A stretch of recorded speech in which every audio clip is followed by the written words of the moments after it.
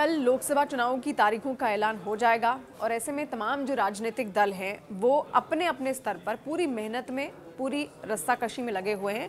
सत्ता उनके पास रहे या फिर वो दोबारा से सत्ता में आ जाए, पूरे प्रयास लगातार जारी हैं। इस बीच इंडिया गठबंधन के अंदर भी तालमेल बिठाने की जो प्रक्रिया है वो लगातार चल रही है, लेकिन बहुत सारे राज्य ऐसे हैं जहां पर इंडिया गठबंधन अपनी बात बिल्कुल नहीं बना पाया, जैसे पश्चिम बंगाल, पंजाब में भी आनाकानी चल रही है और ऐसे में महाराष्ट्र भी एक ऐसा राज्य है जहां पर बात नहीं बन पाई है इंडिया गठबंधन। इंडिया विपक्षी गठबंधन है जिसमें 28 दल लगभग उसमें शामिल हैं और ऐसे में कांग्रेस पार्टी उसका नेतृत्व कर रही है और लगातार कांग्रेस की ओर से तमाम जो छोटे राजनीतिक दल हैं और राज्यों में उनको साथ लाने का प्रयास किया जा रहा है। महाराष्ट्र में अब बात कहां बिगड़ रही है, अब आप ये समझिए। महाराष्ट्र में कुल 48 लोकसभा सीटें हैं, टोटल 48।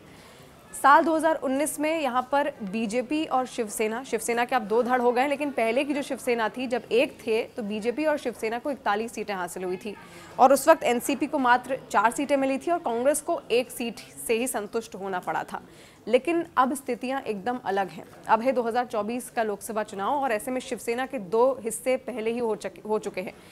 इंडिया गठबंधन महाविकास अघाड़ी जो है उसमें 3 दल हैं, एक वंचित बहुजन अघाड़ी है, दूसरी है कांग्रेस पार्टी और दूसरी है यूबीटी उद्धव गुट जो कि शिवसेना का है, वो इसमें शामिल है। और तीनों के बीच में इस वक्त तालमेल बिठाना बेहद मुश्किल हो गया है, क्योंकि जो वंचित बहुजन अघाड़ी है प्रकाश आंबेडकर की, वो ये कह रहे हैं कि 48 सीटों में से 17 तो आप महाविकास अघाड़ी को देंगे ही देंगे, यानी कांग्रेस से वो मांग कर रहे हैं कि कम से कम 17 पे तो उनको लड़ने दीजिए और उसमें से भी जो वंचित अघाड़ी है उसको 10 सीटें आप कम से कम दीजिए।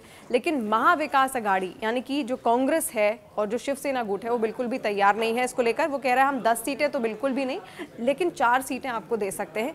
लेकिन प्रकाश आंबेडकर इससे खुश नहीं है, उनको 4 सीटें नहीं चाहिए, उन्होंने कहा कम से कम 10 सीटों पर तो बात बननी ही चाहिए।